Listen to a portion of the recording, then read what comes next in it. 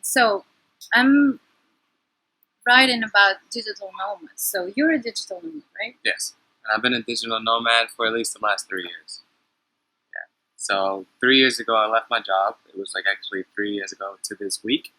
I left my job. I was working in entertainment, and I was doing global brand strategy, creative direction, and strategic partnerships. And I really came to the point where I realized that I wanted to do something bigger and connect with people, have direct connection with people instead of me having something in between me being the middleman or having a middleman in between us. I wanted to bring, the happiness and passion and the joy to people. So I realized that I was not going to be able to do it by working in a corporate system and be, as part of the cog in machine, so to speak. So I left and went directly into traveling and traveled throughout Europe for a few months. Then I actually came to Bali in 2013 for a bit for a thing called Awesomeness Fest, which was such an eye-opening experience for me because it's what they do. They bring together about 250 to 350 of the world's top entrepreneurs. And at that time, I wasn't like a top entrepreneur or anything like that, but I was the third youngest person to be there. And How old were you? at that time, I was 25, 24. Okay. Yeah. So, but for this sort of fest, people were at like a completely different level. So my age was really unheard of.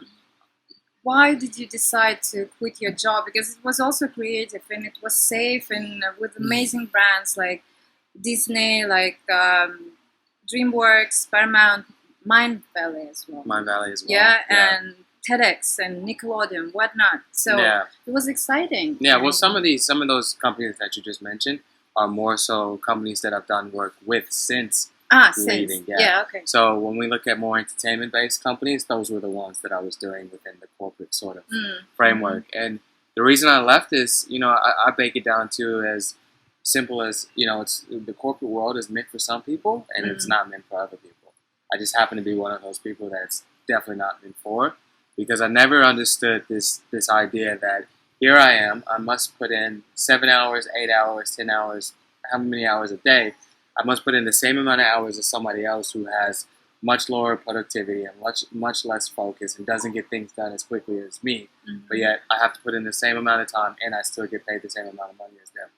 That sort of equation didn't add up for me. So I luckily had mentors who are either older and also people who were my age, around the age of 24, 25, that really sort of gave me massive reframes in my life and showed me what was possible within working for myself, but also being able to expand my reach and serve and help more people out in the world as well. So what is it you're doing, actually? So in the last few years, I'll tell you, when I first left working in corporate America, I just went directly back into what I was doing, which was marketing and branding, what I knew best. And I was servicing clients globally, like still throughout the world and everything. And, we're putting together their marketing materials, the marketing campaigns, their branding, like a lot of that sort of collateral. And, after a while, I realized I left my job, but I'm still doing what is safe to me. I'm still doing the same exact thing. And then finally, I started to, stop working with certain clients and stop working with certain business partners and go along the route of saying, well, I left my job because I dared to do something different. I dared to actually, follow this sort of bigger call to action. And so I slowly started to, I contacted a few friends so we could write the book, that became like the bestseller. I started to get in touch with more people, started to go to more events that, I saw myself belonging and being part of. And from there, it allowed me to get to the point where I'm at today. And today I own a business called Ultimate Biz Builders, which is an online platform that services 20 and 30 somethings. And what we like to focus on is helping those 20 and 30 somethings create wealth through passion-based online businesses. Because I don't really connect and I'm not congruent with the idea, let's just make money simply because we want to make money. That's great and all, but I think that the more and more that we do something that is, connected to our heart and connected to our passions, the more we'll be able to actually stay in it for the long term, when it becomes difficult, when we want to give up, because we actually love what we're doing. And then from there, we can not only serve more people, but, we can actually stick in it when the time goes tough. So that's what we like to focus on. And what we have is a flagship course, but we also have a massive community. So we have an online mastermind We do challenges a few times a year. And while this business is quite new, it's something that we saw as a gap within the market. Because there's a lot of people who are inspiring and all this sort of stuff. But we want to be very clear that we help 20-somethings and 30-somethings create wealth through doing something that you actually enjoy. It's just figuring out what is that big picture that actually people are going to connect with and therefore give you money for it. When, if you're chatting with anybody out there, the first thing that I always look for and I always share with individuals who want to find their ideal client avatar, start with yourself, because hopefully you know yourself so well that you're able to see how people sell to you, what do you like the best, all the way down. I know what people like as their favorite tequila today, just by doing audience insights and things like that. So how do you see yourself then? Okay, so I am a young 20-something still. My focus is on growth, freedom, and impact. So bringing those three together, which is a very important and growing theme and trend amongst millennials these days. And I do like the higher sort of class things. So, I enjoy being in a place like Bali and being able to kick back and relax, but I also enjoy, partying with friends and going to clubs and having that engaged in nightlife and everything. Not a big, massive alcohol drinker, but I do like to have great glasses of wine, do the traveling, cuisine, like that sort of thing. And I really look up to people who are doing well within business, who are not only making a crap ton of money, but also are giving back and being beautiful sort of lights for other individuals to come behind them. Sometimes you work on your own and you have to set up a routine. Yes. Is it hard for you? It's hard. I would say it's hard for nomads in general.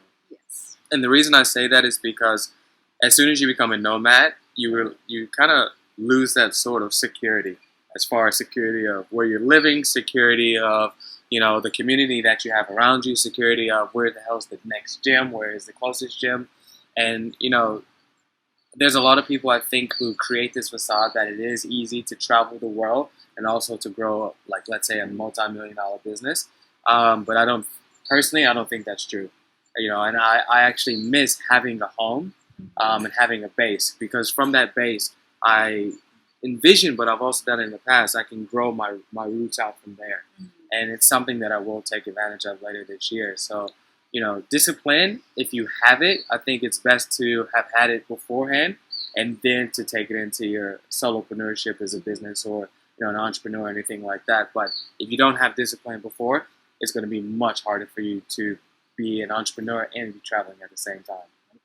And just to add a bit more to that, I think that personally, from my experience and working with people who, never really had a job and then going into entrepreneurship versus people who did have corporate jobs and then going on to entrepreneurship, I do see a difference in discipline there as well, because you have to be very disciplined and you have to be able to follow rules to work in corporate America. Like, yes, you have to show up at this time, you must leave at this time, you must do this, you must do this, you must do this. And even if we absolutely abhor it and don't like it, it did show me and help me to create better discipline within my life. What is your best routine? Mine's a bit more holistic, so I focus more on myself first, which, as I said earlier, unless you focus on yourself and then you express and then you give that value, then you give it out, then it's not going to be the same, because I can go directly into this sort of chaos and anxiety if I choose to, but I don't think I'll be able to serve as many people as possible. That's what I feel that I'm here for, and that's what I, when it comes to coaching clients, mentees, whatever, I try to get them to go that route as well. So when I wake up in the morning, it's me getting my blood flowing, it's me making sure that I have liquids in my body, and then from there, it's me meditating, me going through my gratitude process, me going through this sort of process that allows me to get grounded before I then, get external and start going through my day, so to speak. And I also have something once a week that's just called, I've just started it recently, but it's been very good to me, called a thinking day, where the entire day I do nothing but think. And I may get back to some emails. Yeah, I may get back to some emails here and there, but throughout the rest of the day, I go to Alchemy, I go to cafes somewhere around, maybe even Clear Cafe, because you can see more of the Balinese sort of culture and the beauty of Bali. And I just develop ideas. Any idea that I have. And you write them down. Yeah, so for instance, for me, I have Google Docs, I have Dropbox, So I have on my Google Docs, I have photos for all my sort of projects and ideas, whether they're worked on right now, upcoming, and then I also have Dropbox, depending on where I'm at, where I can drop it into, right? And then from there, I have the layout of how I'm going through the projects, and then I have my notebook for me to like just actually go through the sort of brain dumping of developing the ideas. Because what I start with is at the beginning of the year, I put down all my intentions, whether that's experiences, projects I need to work on, places I want to visit, or people I want to meet. And then from there, I take it to Google and Dropbox as far as, developing the ideas. You're a creative person, right? 100%. Do you feel sometimes overwhelmed by your ideas? Yes, of course. And I think that's the gift and also the not so gift. It depends on your perception, how you choose to look at it. But I think it's an entrepreneurial trait. The reason that we move forward and not necessarily are confined to work in a 9 to 5, let's say, is because we do have so many ideas that we would like to get out into the world, whether that is to make money or to serve, a greater good. But I think the most important thing about ideas is that you're never going to make money purely from ideas. It's the execution of those ideas that's going to allow you to, create a lifestyle that you really are happy and proud of. But I think, even with those ideas, you need to get it down to 1 or 2 that you're willing to focus on right now. And so that's why I say at the beginning of my years, I put down all these intentions of things that I want to do. And then from there, I put it into Dropbox or Google Docs, and it allows me to find this is my current project, and these are my outstanding items for this current project. Because I used to, even before I left corporate America, I started a company when I was about 17 or 18 called One Life, and actually I have this tattoo, and one day I'll get back there when I create things around it, but I wanted to create an empire when I was 17. So, I see what P. Diddy and Kanye and like Jay-Z and all these people are doing, and I'm like, I want to create all of this right now. And it's very difficult for you to create an empire in a day, but it's much easier for you to chunk down, different parts of the brand and then create from there, because you need to go out into the market, you need to validate the ideas. And then once those ideas are validated and you can get a good team around it, then you can move forward. Yeah. But speaking about tools that you've been using. Tools? Tools, yeah, like Dropbox, Google Docs. What else do you use to be efficient and to keep all the ideas and workflows in place? So I go very traditional first. I use a notebook and pen. Really? Yeah. So I use my notebook and pen. I use Dropbox. Use Google Drive, which is comprised of Google Docs, Google Sheets, Google Forms. Like Google Drive has become like more so my life than anything else. Gmail, of course, to keep in touch with all the emails. DreamHost when it comes to actually running all my websites and being able to keep them up.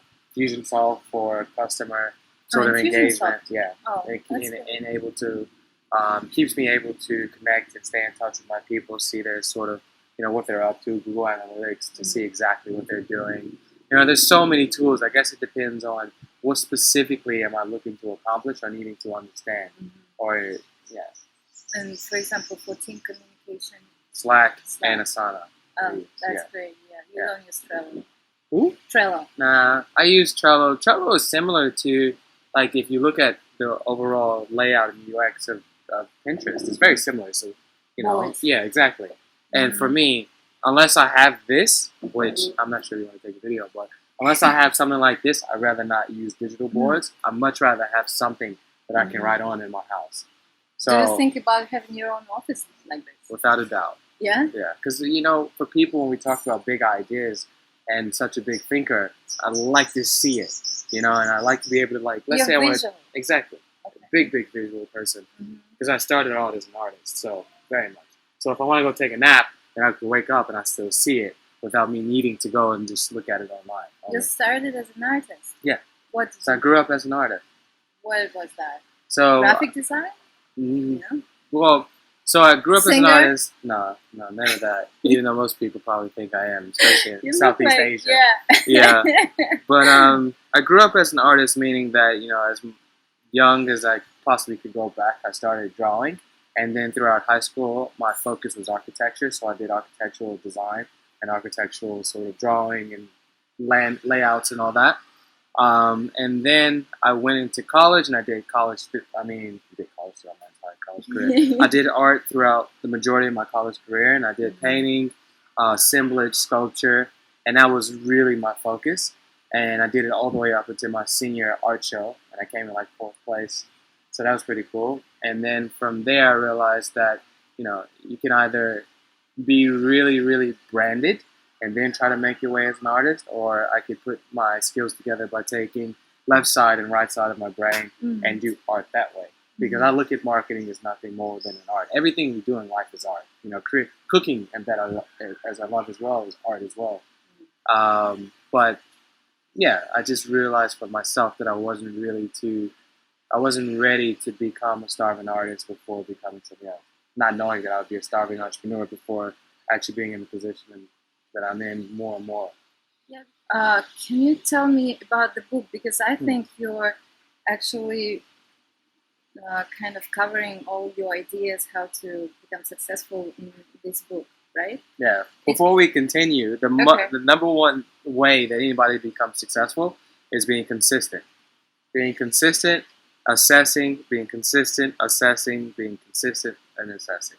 Okay. That's it, over and over and over again. So being consistent in your action is what I mean, and then assessing that action and making sure that it is the better sort of action that you can do, the more guided action that you can do, and then being consistent again, and then assessing, consistency and assessing. It's just a loop that just continues. So your book is called The 2 Weeks Notice, and it is your guide to unapologetically stepping into your greatness in your business and life. Yeah, so that's what Lisa Nichols said. Yeah. And for anybody who may be listening right now, are you familiar with Lisa Nichols? She was the co-creator of Secret. Yeah? So she was the sort of master teacher of The Secret. She was one of the guest stars on there, and she also wrote one of the Chicken Soup for the Soul with Jack Canfield. Yeah. So it was a beautiful thing to be able to get her as a forward author. And yeah, the book for me, what I realized is that I wanted to create, and I worked with 2 other authors. I want to make sure everyone is well known of that. Andrew Gottlieb, Miss Leah Rumman. And we wanted to create a manifesto for millennial entrepreneurs because we realized one thing, that there was a lot of authors who were putting out books who were eons as far as steps ahead of people our age. So there's people who were like 55, 60 years old who first became successful 20 years ago, 15 years ago. And one thing that we saw as a gap within the market was that the one thing that is missing in the last 25 years was the internet, and the adaptation of using the internet has changed life dramatically in just the last 10 years alone, the last 5 years. So there were certain things that other people stated about their success in the past that just wasn't the same now. And we wanted to create, a manifesto from people who were currently in the hustle and who were doing well with the hustle. And then were able to use, like tools such as the internet to increase the reach in the hustle as well. So how many downloads? So we got about 3,000 in the first 48 hours. Oh, really? That's great. That's awesome. I think for most, even Amazon, it's quite unheard of. But the way that we were able to do that is because 6 to 8 months prior to that, we started to build our group of evangelists and brand ambassadors. And we took the people, our group evangelists, or brand evangelists, I should say, we took them on a journey with us through, figuring out what's the cover going to be for our book, what's the title going to be for our book, and then by the time the book actually came out, we had this massive group of people, supporters, that helped us get the message out, and that's the reason that we were able to ship so many books, so many copies in just a 48-hour period. Are you going to make a sequel to this book, or are you writing something else right now? Yeah, it's pretty interesting because and if they ever hear this, my co-authors, they know that my mindset is already this way. There's a few different things when you do co-authored books, when you can just do it yourself. So without a doubt, I'd love to do a follow-up sort of book to what we wrote about. So, because the first book was all about, okay, you want to quit your job, how do you do it?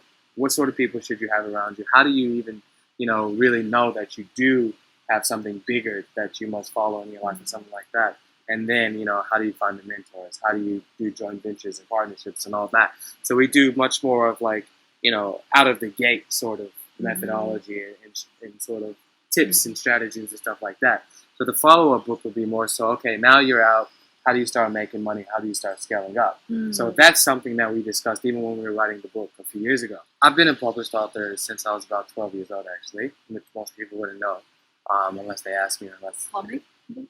No, not comic books. No. So I was published when I was 12 years old. I was in 7th grade, and there was this call to action by Chicago City or whatever, and they wanted people to write like small books on something that was going on. And I'm from the south side of Chicago, and for a lot of people these days, they know that it's not the most safe environment. And even when I was growing up, it wasn't the same as well. So what I wrote during that time was basically a cry for the violence to stop in Chicago. And it got selected to be published. And so I was published throughout the United States, and that was the first time that I was ever published as an author. So, but throughout those years, since then up until the point where I released this book last year, my mom always kept saying, "Alex, you're going to be a published author again. Alex, you're going to be a writer. Just keep." And so many people gave me ideas on what I should write. But as we said earlier, unless I wanted to do it, then it was never going to happen.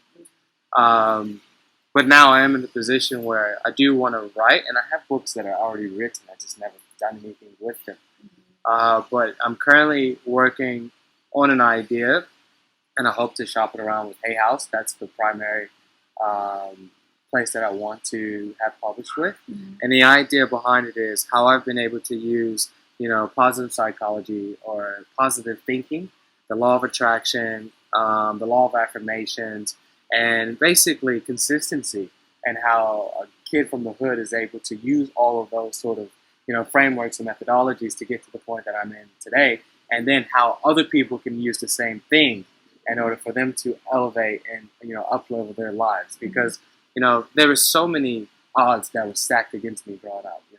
Mom had cancer, friends died, from being murdered. I was black, I was stereotyped. So there was so many things that were stacked against me being a young black man, growing up in the south side of Chicago, that even today, if you can afford a computer, if you can afford to get a book, if you can afford to listen to a podcast, if you can do those sort of things, then you, without a doubt, have the ability to pull yourselves up by the bootstraps, because I'm a walking testament for what can be done, because I started over here and I have so much more to go, but at least I'm on a complete opposite side than where I began. I've always been a cool kid, but I've never fit in completely. Okay. Like people always accepted me and liked me for who I was, but I never was part of the popular group or anything like that. Like as far as me growing up. So I was bullied because I was a very, very obese kid. But besides that, I wasn't really bullied, because I always had some sort of confidence in myself. And if I didn't have confidence in myself, I could make people laugh. So from a young age, I realized, make people laugh, have confidence in yourself, and then you're going to be able to connect with other people. So that was something that helped me tremendously. Now, one thing about growing up in the south side of Chicago is that, within the black community, we have this syndrome called the the red crab syndrome, which is the idea is that the more and more that you become successful, the more people are going to try to pull you down. Yeah. And, it's true in some parts, but then other parts, I realized the more and more that you become successful, the more people back home actually want you to keep going, because even though they don't see themselves as being the successful in society's eyes, at least one of their brothers or their sisters is being successful. So it's two different ways. It depends on who that person is back at home as well.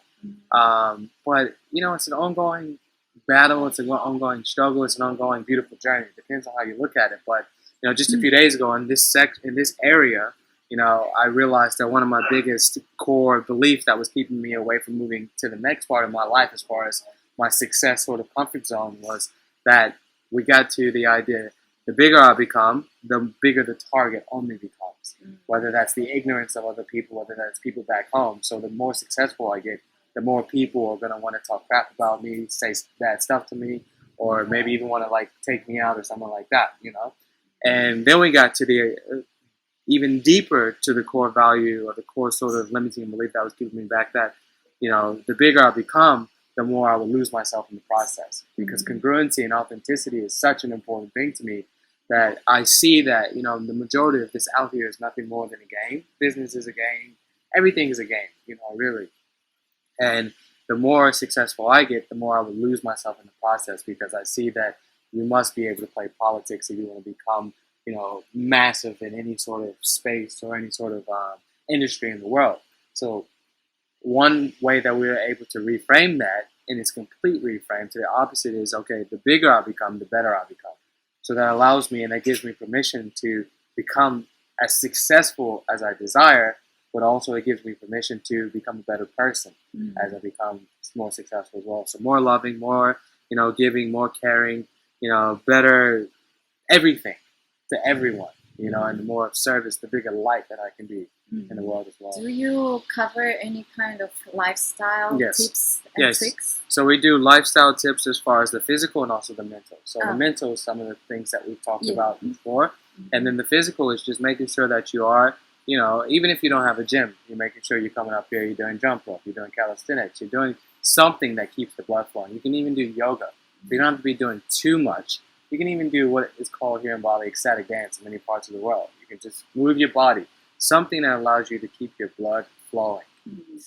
So, digital nomads, people who travel all over the place and they don't have any, just some backpack and a laptop, that's it. And so what is your plan? Are you going to travel all your life, or you want to go back and build your empire with the office, with... Me personally, the more I was at a point where I just wanted to be a solopreneur because I just wanted to just do everything myself and just, be this unit.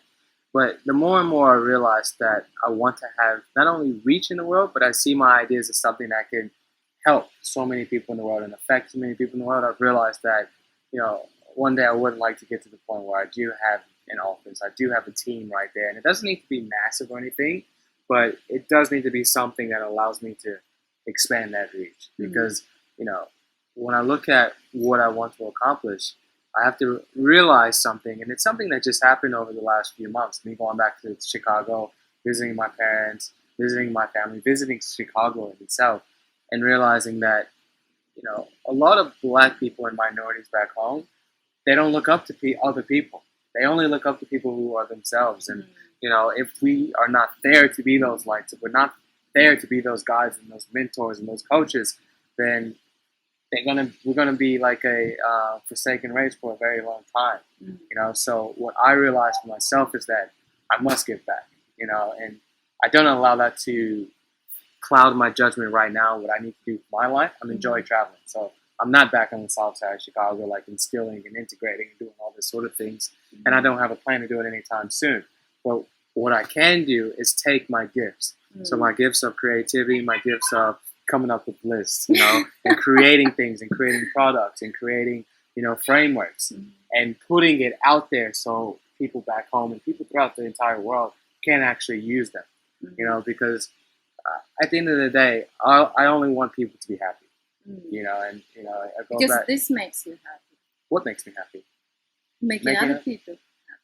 I guess to like a certain extent, yes. What makes me the happiest is knowing that I'm giving it my all and that other people's lives are being elevated as a result of them taking responsibility. Is it because you get an emotional gratification from being significant? Significance is definitely one of my drivers. Yeah? Yes. Emotional. But, for me, I'm happy without it. And it's interesting because, when people talk about what is your ideal day, I'm living very, very near my ideal day right now. There's certain things that I do want more and more and more, but I'm already there, and I think a large part of why that is possible for me at 28 years old is because of gratitude. One of my favorite authors is Elizabeth Gilbert. Okay. She wrote Eat, Pray, Love, right? Eat, Pray, Love, but also Big Magic, Yeah. the latest book, which is about creativity Yeah. and her creative process. And she's an amazing I love the speaker as cover. well. Yeah, I have a book, by the way, if you need it. Yeah, maybe. So she's one of the units in this book is called Sheet Sandwiches and Daily Jobs. So Shit sandwiches yeah, and daily she's jobs. talking that any pursuit, no matter how you're passionate about that, even if you feel that you're meant to do that, goes or comes with shit sandwich. So what is your shit sandwich that you're ready to eat every single day and continue what you're doing as a digital nomad, as an entrepreneur? Deadlines will not always be met, which is a big shit sandwich for me. Like, it's like a double-decker layer sort of thing. Like, as I said, I can't do everything myself. So the more I do depend on a team, the more I have to be empathetic and real and understand that everybody does not as productive and does not work as quickly as I do.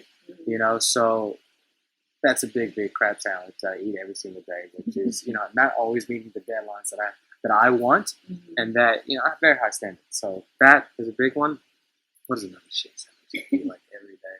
A bit better now that I can see a big picture. So I'm not as attached to outcomes and expectations as I once was. So a long time ago, I would say at the beginning of the nomadic career, and I think a lot of people go through it, is having that attachment to expectations.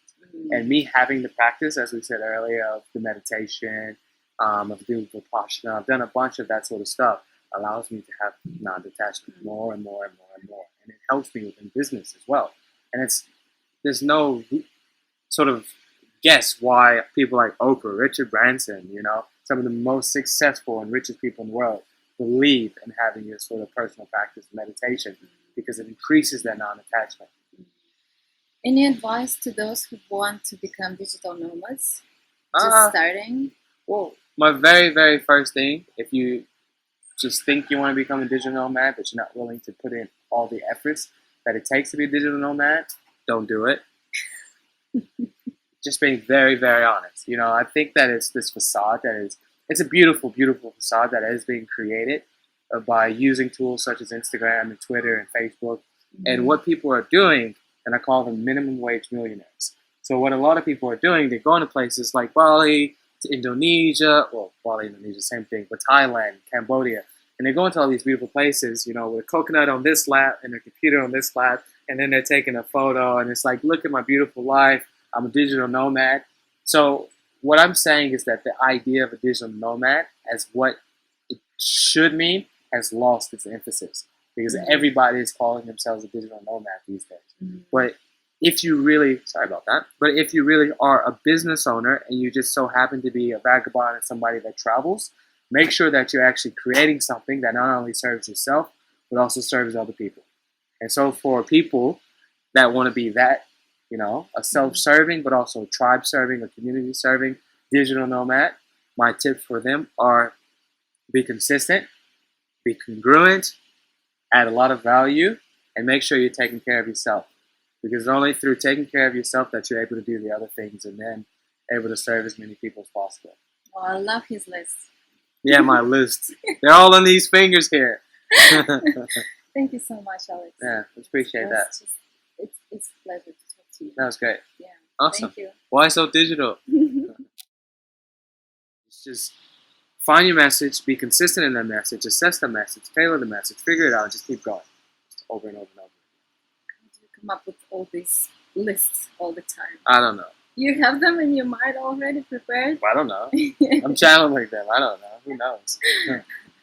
So, getting back to the topic of my blog, it's WhySoDigital. Why it's so about digital? You can sing? No, not at Yeah, all. I think.